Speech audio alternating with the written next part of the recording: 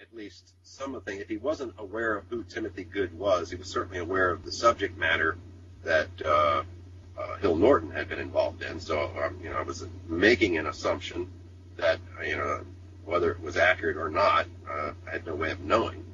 Right. And so, I went on. Well, there was two things, basically. One is my feeling from my research that there's a dichotomy of sorts in which there seems to be an indoctrination program to educate the public to the realities that are involved here, and that the other must be a problem relating to security measures and the need to know level. And I said, that I have, because I've been doing a lot of speaking and done a number of conferences publicly, and I have been involved in quite a number of things there, even related to some of my work subsequently at the NASA Goddard Space Flight Center, that I had access to a large mass of public, including media, and that a nationwide regular broadcast on the subject matter, because at the time I was doing a UFO show with Bob Oechsler out of Baltimore. And then I mentioned that I was connected with all the major organizations like MUFON and the Fund for UFO Research and another international organizations and so forth. And that I mentioned that I had spent 18 months investigating the Gulf Breeze situation. So I wanted to drop that in there, because certainly he had to, I presumed he had to be aware of what was going on in Gulf Breeze because of the Naval Air Station there and their involvement and everything that, all the equipment that had been moved down there from the Chesapeake Bay. So I had presumed that, at least from a technology standpoint, he would be familiar with that element. And then I'd focused a great deal on the technological end of things, and that I studied things that had been going wrong in the Chesapeake Bay in connection with the Electromagnetic Continuity Analysis Center and the Empress Project. And the Admiral stated that, well, all of those are areas in which I am vastly out of date. Okay, he didn't say... You didn't say he knew nothing about them. He's kind of making an out-of-date reference. So in other words, by saying out-of-date, you're indicating, well, I know about all of those. Yeah, he certainly didn't say that he didn't have any knowledge on it. Right. He said he was out of date, which means at some point he had to have had some knowledge about them. And he goes on to say that when I made the decision to retire 7 years ago, that he had made a conscious decision to sever ongoing ties with the U.S. intelligence community.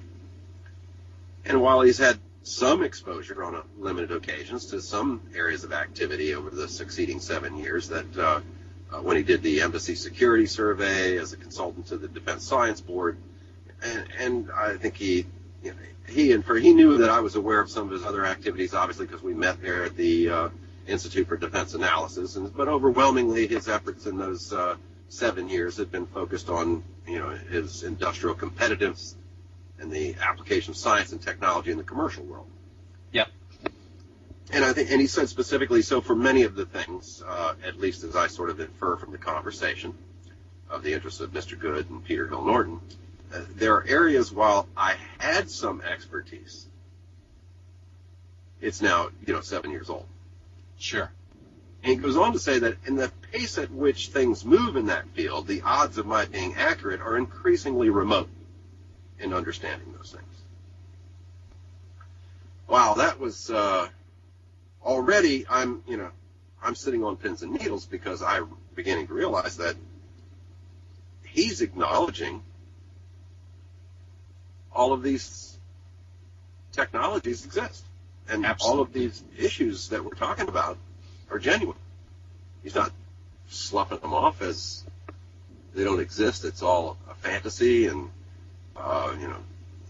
people have gone bonkers, and they're nuts to even talk about UFOs or aliens and things like that. He's not saying any of that. He's not dismissing any of these things, and that was already quite a shock to me. Right, he's bypassing any opportunity here that if he had wanted to just put the kibosh on on the whole thing just to be totally dismissive of anything you were speaking about. Correct. And I said, I followed up. I said, is it your understanding that there's a cultural dialogue going on today? And I stopped the question there. I was trying to think of how to formulate the question, so I kind of got hung there for a moment. Right. And during that pause, he says, well, I guess I'd have to ask with whom? Between what parties? Okay. And I said, well, between any of the parties that presumably are behind the technology in the crafts. Very specific crafts. Yeah, crafts. He didn't even hesitate. Didn't even hesitate for further clarification at all. Because he came right back and says, I honestly don't know. I have no exposure at all. I haven't a clue whether there are any ongoing dialogues or not. And he's going on to say, well, I'm trying to think who there in the Washington area that is at least much closer to the issues that might be able to provide you some guidance. And he goes on to mention the Deputy Director for Science and Technology at the CIA, Everett Hindman, who further mentions that he's in fact getting ready to retire in the very near future.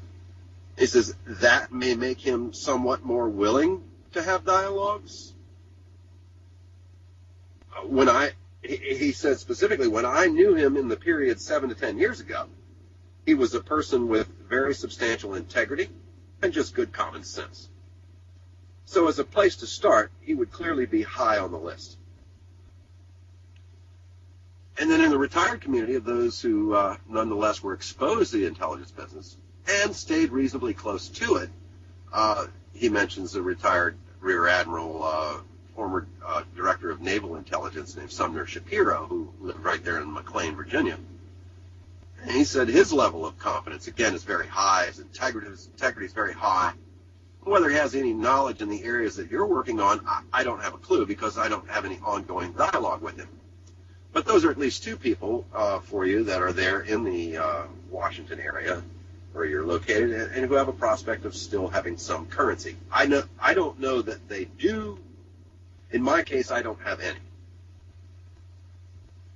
So I asked him, well, do you anticipate that any of the recovered vehicles would ever become available for technological research outside of the military circles? He answered, again, I honestly don't know. 10 years ago, the answer would have been no. Whoa. Oh, wow. That's an admission that they are there. That there are recovered vehicles. That was the icing on the cake right there. Because in order for the answer to have been no 10 years ago, there had to have been something to say no to. But he clarifies it further. He goes on to say, he says, whether as time has evolved, they're beginning to become more open on it, there's a possibility. Again, Mr. Heinemann probably would be the best person to put that kind of question to. And so that's how it started.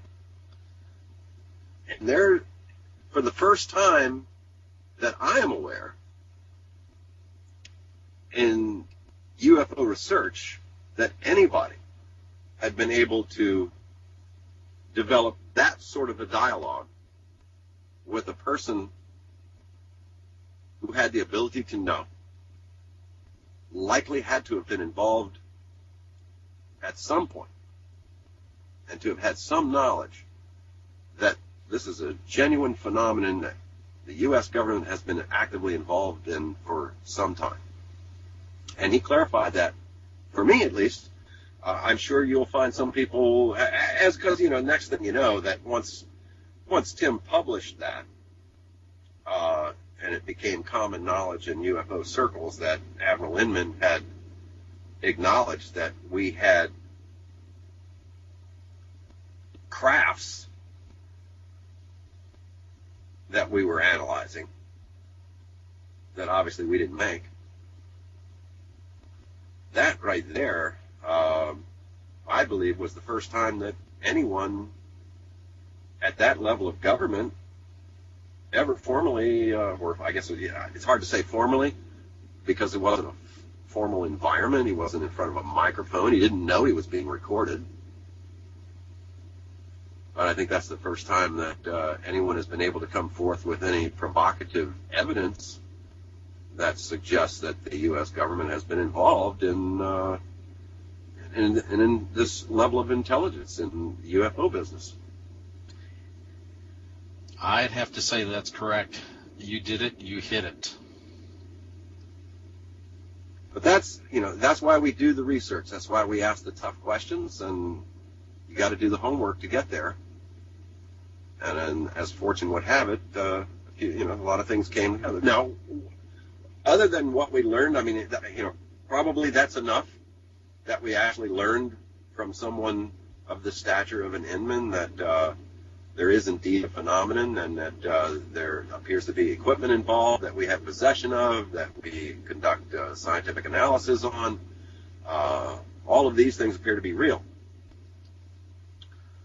and factual. As far as the contacts that he gave me to go on to, that really generated little in comparison to what the Admiral was able to reveal. Right. Nobody else was willing to be as forthcoming as he was in the conversation that you had? Not at all. Not at all. I mean, I had been to the CIA a couple of times. I had given a presentation there on some of my research in crop circles from the UK. They were very intrigued about that. Heinemann knew who I was. Inman had indeed acknowledged the introduction and made that an easy transition getting into CIA. But you walk into a CIA headquarters and you're going to visit the Deputy Director for Science and Technology, and you want to get in there and you want to talk about UFO crafts and find a way to worm your way in so that you can actually get involved in the research in some fundamental capacity. I mean, let's face it. I was a robotics expert. I was flying airborne vehicles by remote control. I was intrigued. This was a passion for me to get me to where. And by the way, the one thing this did open up for me in dealing with Everett Heinemann at CIA was that it got me back into NASA, got me back to Goddard, got me into a position where I was presented with an arsenal of data to analyze at their facility and equipment that didn't exist outside of that facility to do analysis of video and film. And the battery of information and data that they gave me to analyze was shocking in its volume alone. We're talking about gun camera footage from jets chasing UFOs, missile test launches that were interacted with by UFOs, and just a host of provocative data, video, film, high-speed camera footage from flight lines at places like Holloman Air Force Base. Just a tremendous amount of intrigue associated with the amount of data that they had there. And as luck would have it, not being a physicist, I was not restricted. I didn't know what you couldn't do because I didn't know the rules. Right.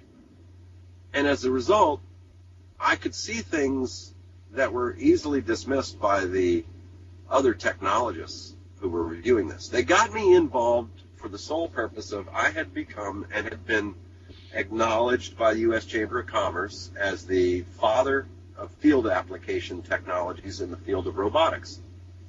I'm the guy who took the robots off the factory floor and got them airborne and out in the mobile environment.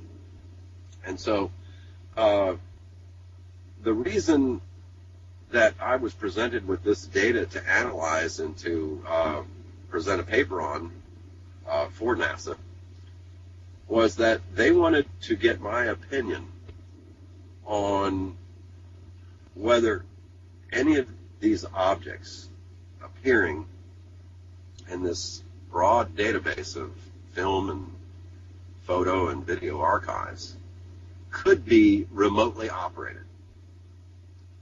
Clearly, I had a better grasp, and with my companion film and video analysis expertise, having learned the whole process of what happens when light hits, CCD cameras, the video cameras that had been developed, and the charge-coupled devices, which is what CCD stands for, and how that process works of how images are captured electronically and generated onto film, and my work at Polaroid and learning how to read the sublime emulsion on film and how all of those images are captured and what they mean and what light does to it and what these signatures are.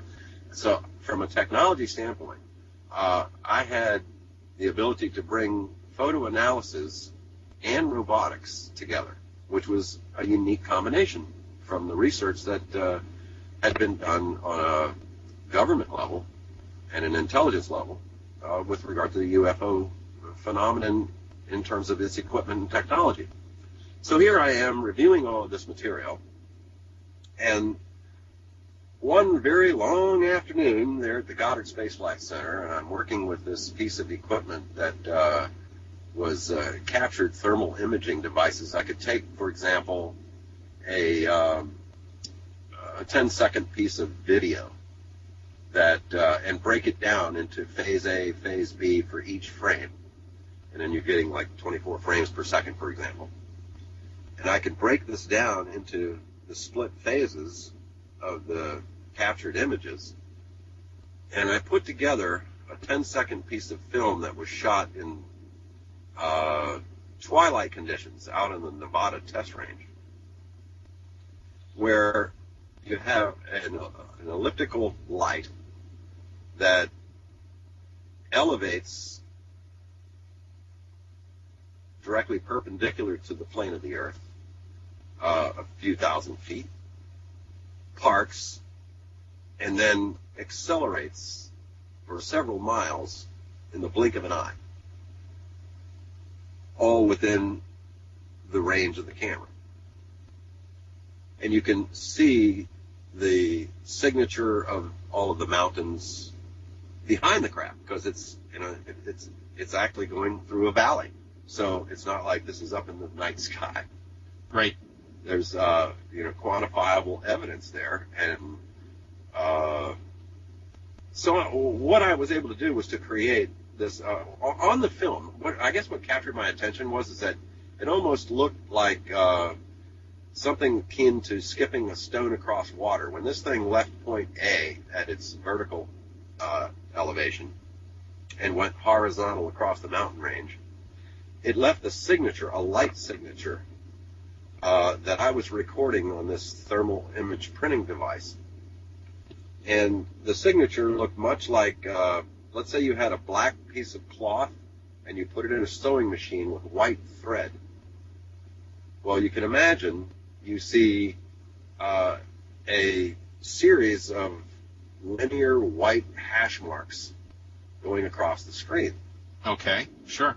And not being familiar with optical physics or propulsion devices, for that matter, I had simply recorded and documented step by step 10 seconds of film that broke this thing down where you could measure piece by piece each of these little hashes of light occurring. And to make a long story short, I was able to conclude that we're dealing with a very fascinating device that is using some sort of a gravity propulsion mechanism to, in fact, pinch space. And what I mean by that is that the device was moving in a series of steps. When you really break it all down, it was like it turned on a gravity device, pointed at a point in space, and closed the gap between that point, and it just drew it together as if it was magnetically pulling that piece of space together. And it was hop, skipping, and jumping across a range of a couple of miles.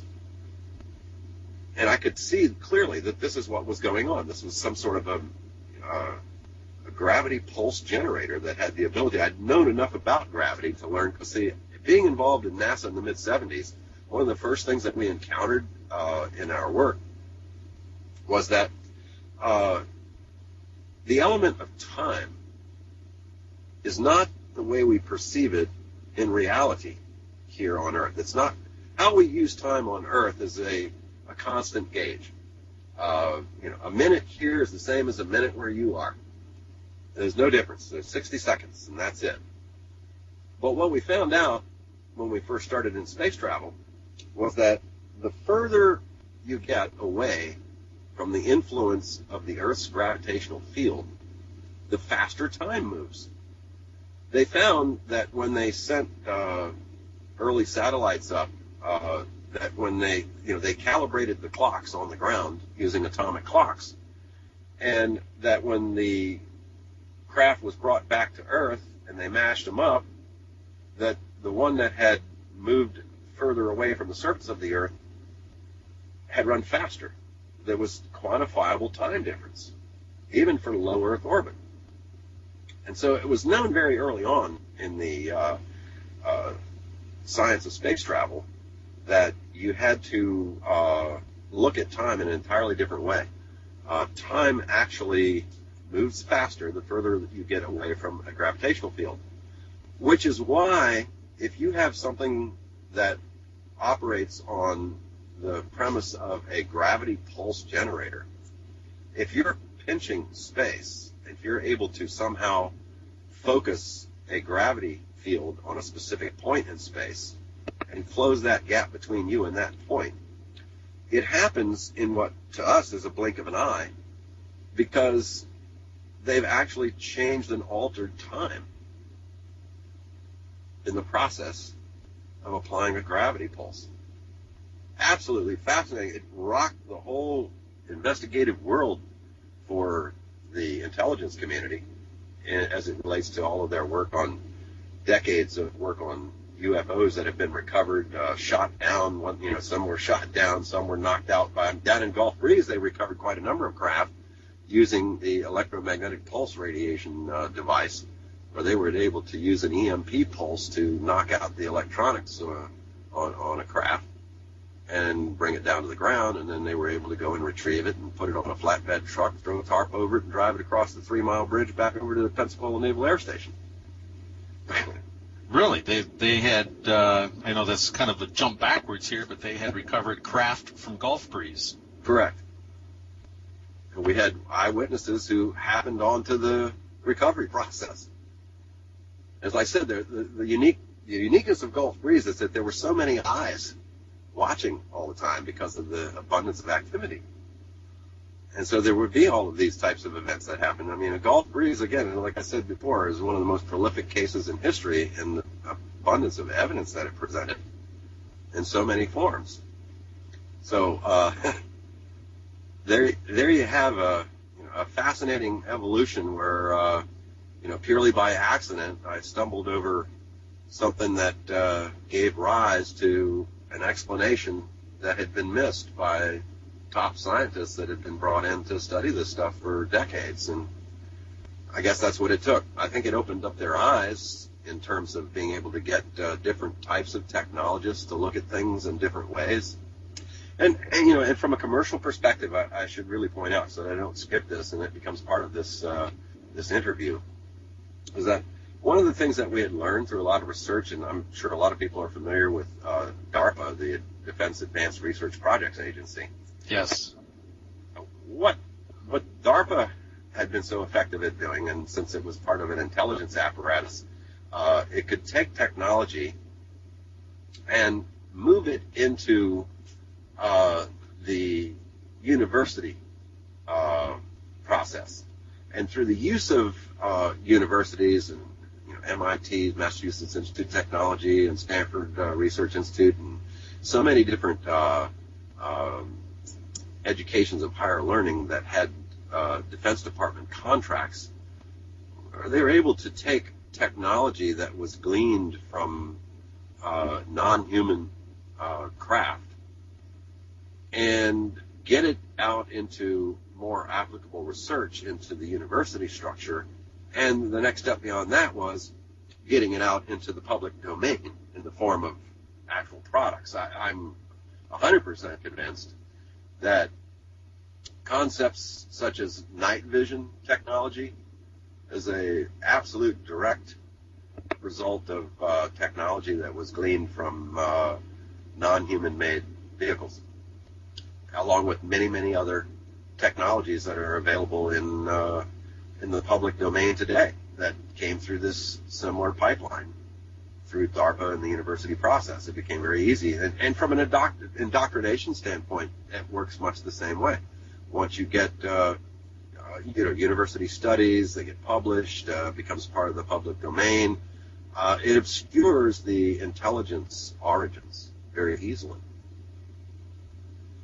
Reminds me quite a bit of the information that was given from Philip Corso, how he discussed that was actually part of his job at that time, which would have predated DARPA, but as a way to get the technology that had been gleaned, that technology within the as you said, the research environment to the universities, but more importantly, to get it into commercial use, into public and industrial use by, it's kind of like technology money laundering, if you think about it, where you can't actually see the source, the original source of it, but the effect ends up being that technology does get out there. Fascinating. Utterly fascinating. Well, I don't know where we go from here. I'd like to offer a suggestion, which is there is so much more material and information that we would like to discuss with you that I think what we might have here would be a good ending point, but not an ending point in terms of an interview with you, more like let's end a chapter here. And if you would be amenable to it, we'd like to pick this up again in a week or two or three when you're available and we're available and we can get together and we can continue this because, Bob, you are a treasure trove of information, your experiences, your contacts, everything that you've been through.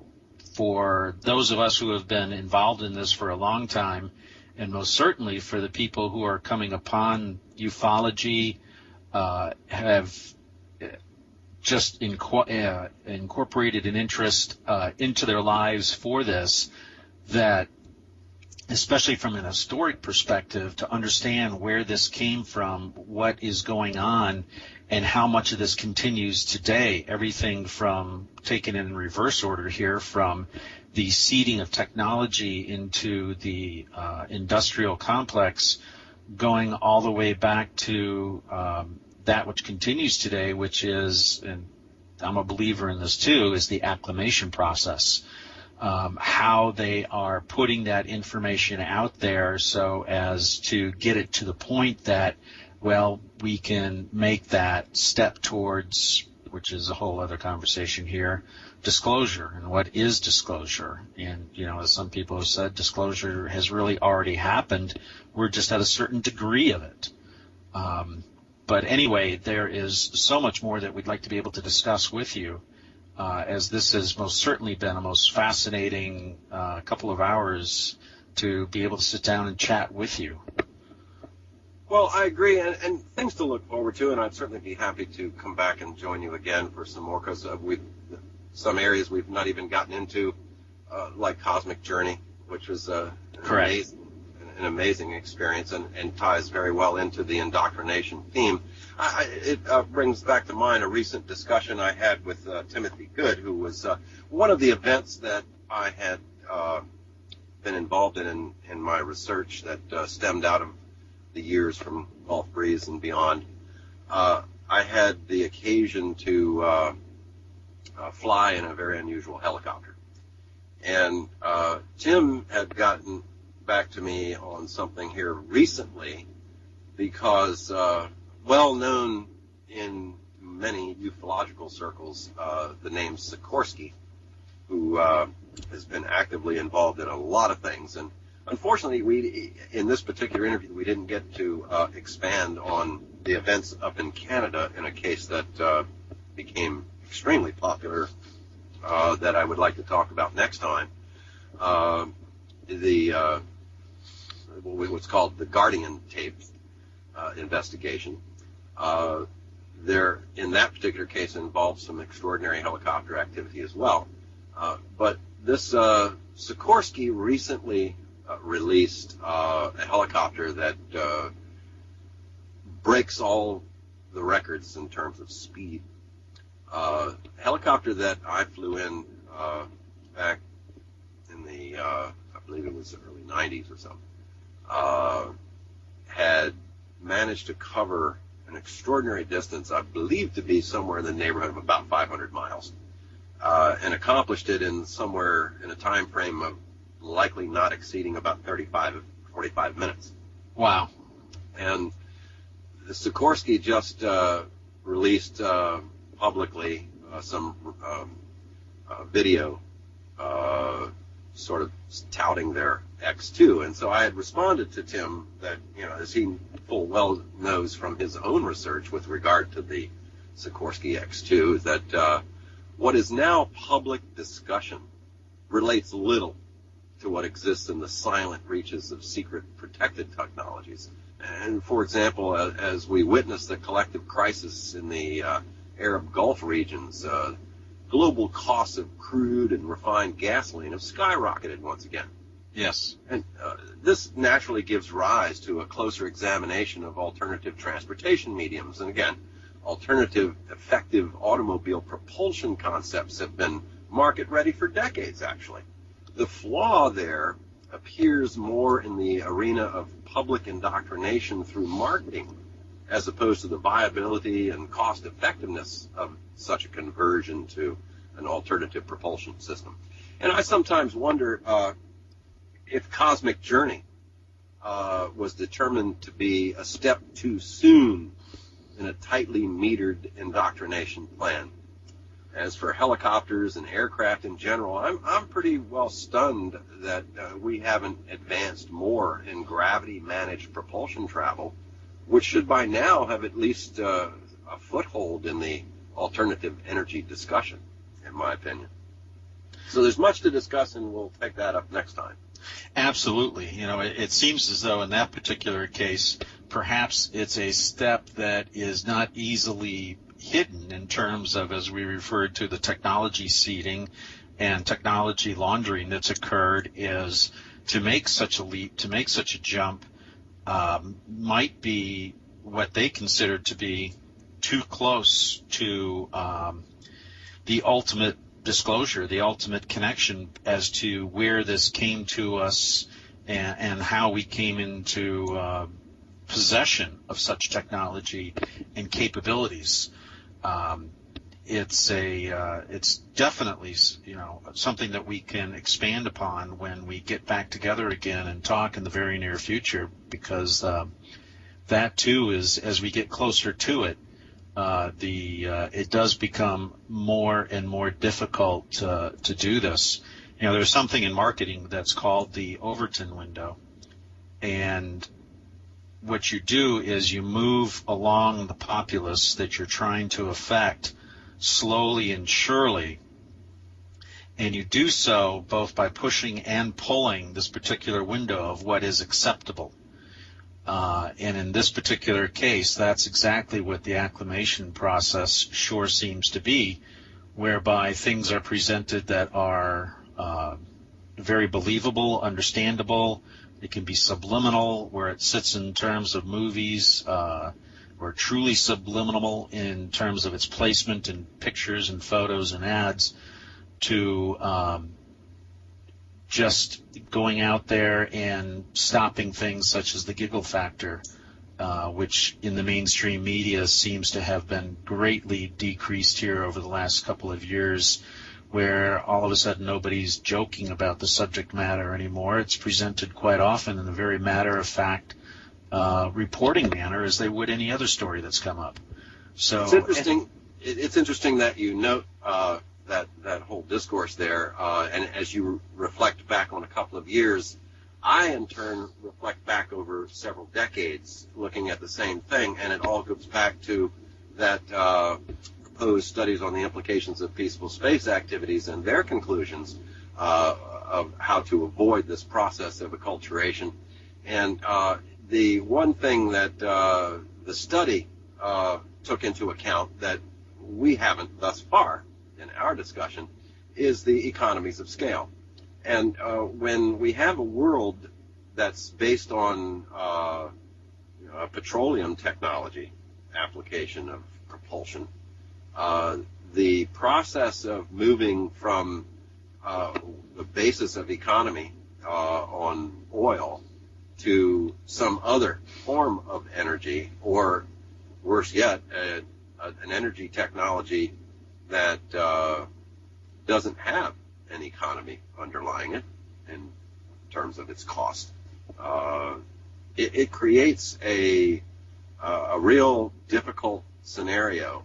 You can't just simply collapse a basis of an entire world economy, because that's what would happen. If all of a sudden they marched out technology that used a gravity type of system, and that you could never crash a car because they have these abilities to keep from banging into each other, and so you've got an entire different overhaul of our transportation industry worldwide that's based on some sort of a gravity concept as opposed to a combustion engine or any kind of petroleum technology. You lose what is a major portion of the world economy that's all tied into this, and we're including aircraft travel as well. So you do have this issue that has to be contended with as a society, and this is why everything has to move at such a snail's pace over a very long period of time.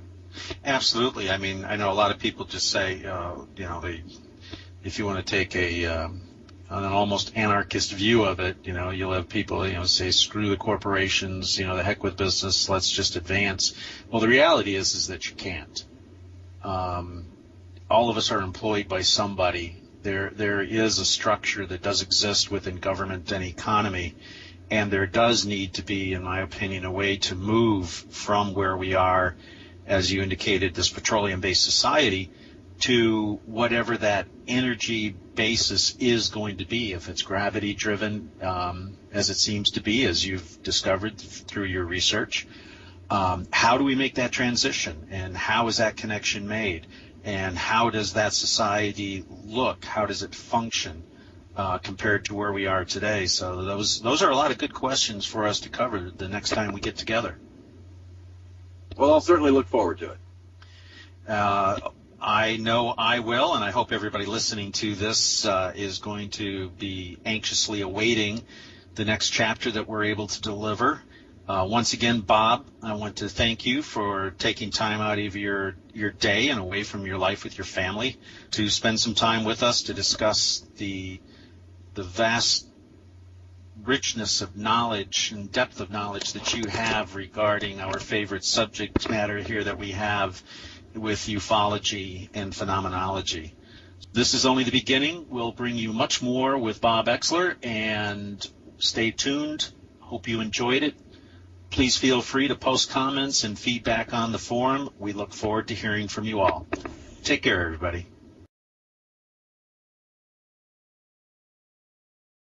The Fund for UFO Research and another international organizations and so forth, and that Sure. I mentioned that I had spent 18 months investigating the Gulf Breeze situation, so I wanted to drop that in there because certainly he had to. I presumed he had to be aware of what was going on in Gulf Breeze because of the Naval Air Station there and their involvement and everything that all the equipment that had been moved down there from the Chesapeake Bay. So I had presumed that, at least from a technology standpoint, he would be familiar with that element. And then I'd focused a great deal on the, technological end of things, and that I, studied things that had been going wrong in the Chesapeake Bay in connection with the Electromagnetic Continuity Analysis Center and the Empress Project and activity over the succeeding 7 years. That when he did the Embassy Security Survey as a consultant to the Defense Science Board, and I think he knew that I was aware of some of his other activities, obviously, because we met there at the Institute for Defense Analysis. But overwhelmingly, his efforts in those 7 years had been focused on, his industrial competitiveness and the application of science and technology in the commercial world. Yep. And he said specifically, so for many of the things, at least as I sort of infer from the conversation of the interests of Mr. Good and Peter Hill Norton, there are areas while I had some expertise, it's now, 7 years old. Sure. And he goes on to say that in the pace at which things move in that field, the odds of my being accurate are increasingly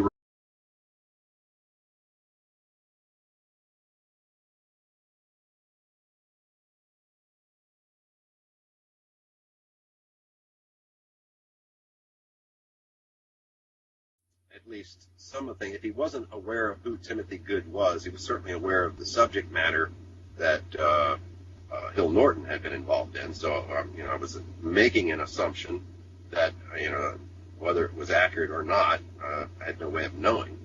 Right. And so, I went on. Well, there was two things, basically. One is my feeling from my research that there's a dichotomy of sorts, in which there seems to be an indoctrination program to educate the public to the realities that are involved here, and that the other must be a problem relating to security measures and the need to know level.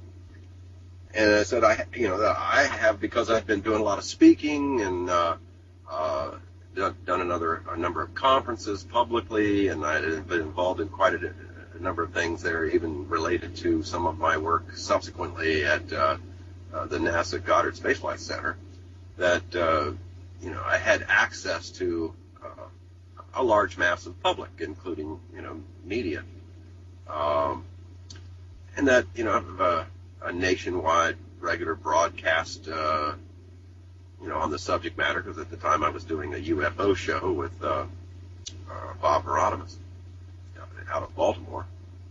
And then I mentioned that I was connected, with all the major organizations like MUFON, and the Admiral stated that, well, all of those are areas in which I am vastly out of date. Okay, he didn't say, he didn't say he knew nothing about them. He's kind of making an out of date reference. So in other words, by saying out of date, you're indicating, well, I know about all of those. He certainly didn't say that he didn't have any knowledge on it. Right. He said he was out of date, which means at some point he had to have had some knowledge about them. And he goes on to say that when I made the decision to retire 7 years ago, that he had made a conscious decision to sever ongoing ties with the U.S. intelligence community. And while he's had some exposure on limited occasions to some areas of activity,